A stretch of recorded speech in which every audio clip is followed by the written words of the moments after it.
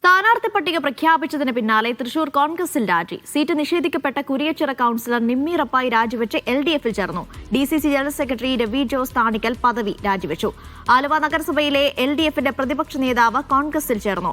കോഴിക്കോട് കോൺഗ്രസിലും മുസ്ലിം ലീഗിലും രാജിപ്രഖ്യാപനമുണ്ട്.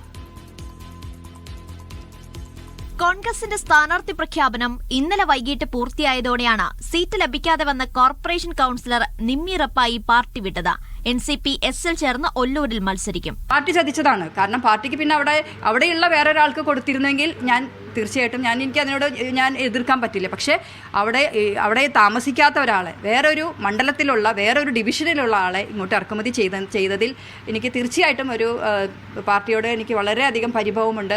Seat ലഭിക്കാത്തതിൽ പ്രതിഷേധിച്ച തൃശൂരും കോഴിക്കോടും DCC general സെക്രട്ടറിമാർ രാജിവെച്ചു. പാർട്ടി പരിഗണിക്കാമെന്ന് പറഞ്ഞിരുന്നു. പക്ഷേ പെട്ടെന്നൊരു സാഹചര്യത്തിൽ പാർട്ടി ആ പരിഗണനയിൽ നിന്ന് മാറ്റി. മുൻപ് റിബലായിട്ട് മത്സരിച്ചിട്ടുള്ള ആ വ്യക്തി, അദ്ദേഹം റിബലായിട്ട് മത്സരിച്ച് പാർട്ടി സ്ഥാനാർത്ഥിയെ തോൽപ്പിച്ചിട്ടുള്ള വ്യക്തി, അദ്ദേഹത്തിൻ്റെ ഭാര്യ അവിടെ കൗൺസിലറായിരുന്നു.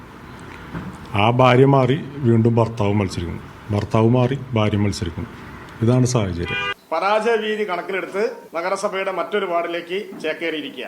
അദ്ദേഹത്തിന്റെ ധാർഷ്ട്യം ആ ലിസ്റ്റിൽപ്പെട്ട ആർക്കും അവിടെ മത്സരിക്കാൻ സീറ്റ് നൽകരുത് എന്നായിരുന്നു. അത് KPCCയുടെ മാർഗരേഖയ്ക്ക് വിരുദ്ധമാണത്.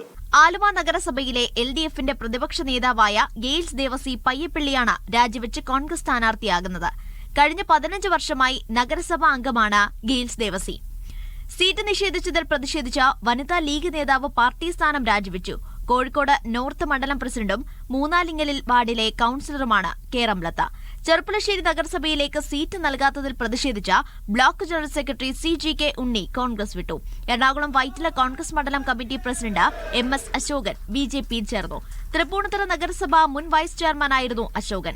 സീറ്റ് നിഷേധിച്ചതിനെതിരെ കൊച്ചി കോർപ്പറേഷൻ മുൻ ഡെപ്യൂട്ടി മേയറും കോൺഗ്രസ് നേതാവുമായ KR പ്രേംകുമാർ സ്വതന്ത്രനായി മത്സരിക്കും. കണ്ണൂരിലും കോൺഗ്രസിന് വിമത ഭീഷണിയുണ്ട്. പള്ളിപ്പൊയിൽ ഡിവിഷനിൽ സ്വതന്ത്രമായി മത്സരിക്കുമെന്ന് മുൻ കൌൺസിലറും കോൺഗ്രസ് അംഗവുമായ TC താഹ പറഞ്ഞു. വിവിധ ബ്യൂറോകൾക്കൊപ്പം ഇലക്ഷൻ ഡെസ്ക്, മീഡിയ 1.